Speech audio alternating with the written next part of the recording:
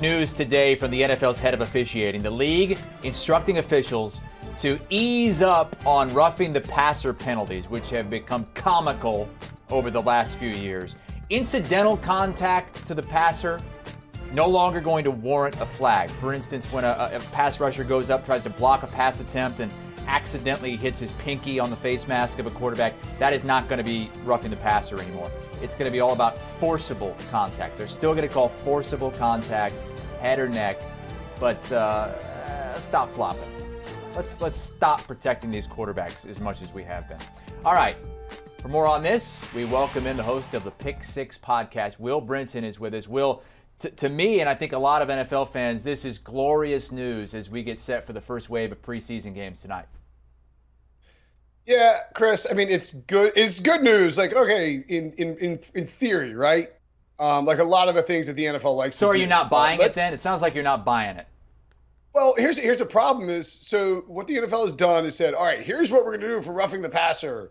Now let's change how we're going to do roughing the passer. And so they're just moving the goalposts on these officials. And this has been my biggest issue with the officiating situation for the past few years in general, is that the NFL keeps piling on and keeps changing what the officials need to worry about when they're on the field, like the taunting penalties. Like, how about we just get one thing right and then we can start adding stuff onto these guys' plates? They mess up stuff constantly because it's just hard to do that job in the first place. It's really hard to do that job when you got a bunch of jabronis like me trying to take screenshots of them messing up, where they spot it and all that, and then you're just like going, swerving like somebody, like some bad driver on the highway with where you want them to deal with the roughing the passer calls. And I think they're still going to err on the side of leaning towards the quarterback and favoring the quarterback in these. So, what I would hope is that we see the league office with the eye in the sky replay that they suddenly randomly implemented midway through last season in a case, and still continue to use during the preseason games, the Hall of Fame game. Hopefully they'll be able to come back and say, all right, look, that was not roughing the passer. We need to be able to put a stop to that vis-a-vis the eye in the sky. Yeah, I mean, I agree with what you're saying. Stop tweaking it so much because it does make it more difficult on the officials. But don't you think with something that's gone as far as roughing the passer has over the last few years, that maybe pulling back a little bit is a good thing? Yeah, no, I mean, I agree it's a good thing. It's just, I mean, maybe I'm just being skeptical and cranky in my old age, but I just have a hard time believing the NFL will actually follow through with this during the season. Like, I still think that we're going to see them err on the side of roughing the passer calls. And then what's going to happen is we're going to get some like wild, violent hit to the head that doesn't get called because they've eased back on it, and then all of a sudden they're going to crank it back up. I just think that the league is trying to walk a fine line here. And it's just a hard thing to do, and I don't expect it to work. All right, well, we have two games tonight. Patriots hosting the Giants, Titans at the Ravens. What are you most interested in seeing?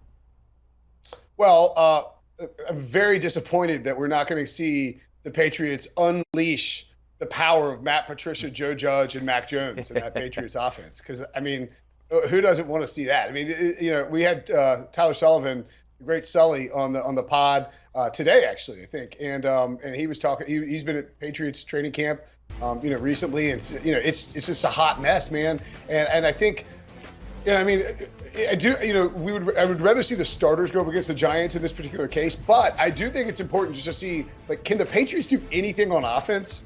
And what does the Patriots defense look like if the Giants play their starters at all, if they play them a lot? Because, the issue for the Patriots is sort of the hypothetical issue is, like, is this a Pats offense thing, or is the Pats defense great, or is the Pats offense just terrible? And I think that's a question a lot of fans want to know as well, or want answered as well. Through the preseason matchups, we may have to wait until their joint practices with Carolina next week to actually get it though. Yeah, no starters playing in the game tonight, or expected to play in the game tonight for the New England Patriots. As for the Titans and Ravens, it's interesting because of the winning streak that the Ravens have going. Yeah. 20 straight preseason wins for Baltimore. They're 3.5-point favorites tonight. Yeah, you got to take the Ravens. Like, it's a principal play on John Harbaugh alone, and his willingness to keep this winning streak and his against the spread is like just an insane preseason against the spread record that he's got going on. I think, man, Baltimore. and again, we'll see how much if anybody really plays. But Baltimore to me is one of the biggest sleepers in the NFL. I mean, I don't want to say sleeper, but they're the top tier sleeper team for me in the NFL this year. I think people are really low on Lamar Jackson. I don't really understand why. They're like, oh, he doesn't have any receivers. He didn't have any receivers in the first place. So they got Rashad Bateman. He can take a step forward. Mark Andrews is a monster, and they led the NFL. According to Football Outsiders, adjusted games lost last year. If you look at the year before, the Niners had the most at 165, I think, and that included COVID games from 2020. Last year, the Ravens had over 190 games lost, adjusted games lost due to injuries and whatnot. And so I really think Baltimore, I want to see Baltimore look crisp. I want to see Baltimore look effective. I want to see Baltimore stay healthy coming out of this preseason, because if they do, I really think they can make some noise and surprise some people this year. Both of those games tonight kicking off in the 7 o'clock Eastern time hour. Patriots, Giants first, and then Baltimore and Tennessee at 7:30. For the Patriots, James White retiring after 8 seasons. He won 3 Super Bowls. He was a huge part of that comeback against the Falcons, Super Bowl 51. I want to ask you, I walked into the newsroom today right when this news came out, and there was a discussion going on between our producer Noah and some others that James White is a clear-cut fantasy football Hall of Famer. You buying that? Who's in the Fantasy Football Hall of Fame? Is Billy Volek in there too? You're gonna what's the? Well, the best of the best in fantasy, Drew right? I mean, it would have to be is James White the best of the best in maybe waiver wire Hall of Fame, but not fantasy Hall of Fame. Maybe like PPR Hall of Fame, but it's like a separate wing for guys that you get in. I don't think James White clear cut fantasy Hall of Famer. What are we talking about here? That's what I said, and I got attacked. Yeah, to be a clear cut, we're not just talking when you say clear cut, you're talking about first ballot, slam dunk. To be fair, Noah says second ballot. That's not clear cut. That's not clear cut. That's a discussion. That's the opposite of clear cut. I don't even think it's a discussion. How is James White? He's not a fantasy Hall of Famer. I mean, many weeks you didn't even know if he was going to start or play that much. Yeah, Drew Bennett and Billy Volek are fantasy Hall of Famers because they won you your league when they went nuclear back when Noah and the boys who were talking about were wearing diapers, when the Titans went on a tear and threw a bunch of touchdown passes late in the season. James White, what is James White's? I mean, this is very confusing. Why? And a lot of people does anyone refuse to start a Patriots running back because you just don't know how much they're going to play. By the way, Noah is wearing a diaper because last place in his league last year has to wear a diaper for the entire offseason. So he's been wearing one for a while. Let's move on to the leading rusher for the last couple of seasons for the Patriots, Damian Harris, reportedly on the trade block. What are your thoughts on that? Now, that would be a fantasy swing, because you would immediately want to have a whole lot of Ramondre Stevenson, and I guess I don't really get this, because I believe Damian Harris is going into he maybe has 2 years left on his deal. He's drafted in 2019, I think. If the Patriots are the Patriots are switching from this power run scheme to a zone blocking scheme of sorts. Presumably they want to run the ball a ton. I mean, you have.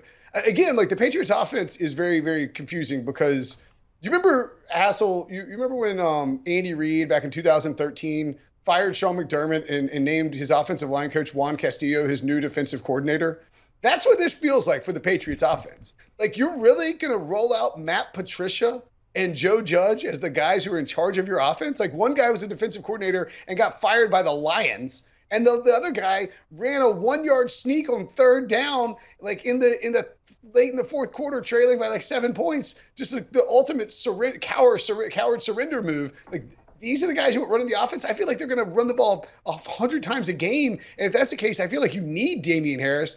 But if he does get traded, I like Damian Harris. I think he's a really good runner. It would make Ramondre Stevenson incredibly valuable, and it would really weaken the Patriots' depth chart. I mean, I think it's Ty Montgomery, Pierre Strong, Kevin Harris, J.J. Taylor behind him with James White retiring. I mean, that's not enough for what the Patriots want to be, I don't think. I would love for you to get Scott Pioli on the podcast and go at him about the Patriots' offensive play calling decisions this season. I'd love to see that. Put a bookmark in that. I love Scott, and Scott knows a lot more about football than I do or ever will. But is he pro Matt Patricia and Joe Judge? I would just like to see you question him on it and see what he says. I don't want to do it. I think it'd be good. It would be good audio, that's for sure. Hey, I'm simply questioning Bill Belichick's decision making here. That's all. Yeah. Okay. We do have a report out of the AFC East that the Jets are trying to replace Mekhi Becton with Dwayne Brown, a reported 2-year deal. What does that do for you? Does that wet your whistle there, Will? It sure does, because I kind of like this Jets team. I think you can make the case that the Jets are the third best team in the AFC East ahead of the Patriots. Maybe that could end up. That's not a nuclear hot take. I just think the Jets have some upside. I think actually Emory Hunt, who will be on with later on HQ, said this yesterday. He thinks the Jets might finish third in the division, and you can see the pieces come together, right? Like. They have but it's one of those things where you sort of talk yourself into a team maybe being like you sort of talk yourself into how a team can, like, the pathway for them to have success in a season, and then all of a sudden, like, a guy like Mekhi Becton goes down, and you're like, oh, maybe I got a little ahead of myself. So the idea of bringing in Dwayne Brown to replace him is very much intriguing. I think Brown could work pretty well in that offense. Veteran who's we're sort of getting a little far removed from it, but like Dwayne Brown, he worked in the Gary Kubiak scheme, I believe, in Houston, and then so the Shanahan connections with LaFleur and Kubiak there, he would be able to pick up on the offense fairly easily. I think it would be a good fit physically from in terms of that offense, but maybe a little bit obviously older. He's like 36, like he and I are basically the same age, which is not good for him. They got like Elijah Moore. They bring in Garrett Wilson. You still have Corey Davis. The running backs I like there, that they added a lot of depth in the draft of Breece Hall and then Donovan Knight. So, I think that this is a team that if that offensive line can stay healthy and Zach Wilson can take like a half step, 3/4 of a step forward, then yeah, I think they could be a pretty interesting team. Will Brinson here, host of the Pick Six podcast. Will, as we promote the Pick Six, tell us what's on the latest episode. Sully and I talk about some quarterback battles. We also break down what's going on with the Patriots offense. Again, the Joe Judge, Matt Patricia stuff. And then I think we've got Angry Ryan Wilson this week. So very excited about that. Right. We should have 2 shows. Angry Ryan Wilson's fun, Ryan Wilson. Yeah, we got to get the season going, because Ryan's been angry for a while now, and that's not his character. Pick Six podcast. Check it out. Download and follow today. Do you want a sports network that delivers everything that matters about the game? The highlights, the picks, the instant analysis, no yelling, no fake debates, no politics. Hit the subscribe button and never miss a moment.